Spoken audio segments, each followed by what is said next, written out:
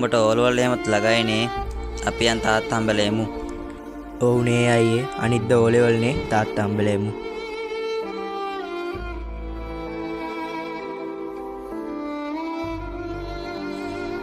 අපි තාත්තා බලලා යන්න ආවා. මල්ලියට අනිද්දා විභාගේනේ.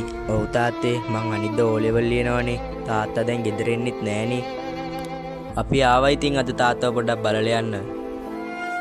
තාත්තා ඒක නෙවෙයි මේ ගමේ කට්ටිය එහෙම කියනවා ඔය ආයි ගෙදරින් නැහැ කියලා. ඒක බොරුවක් නේ.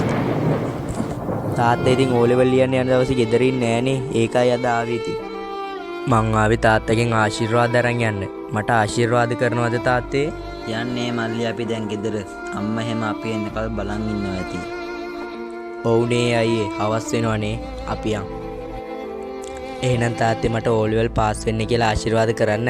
අපි ගිහින් එන්නම්.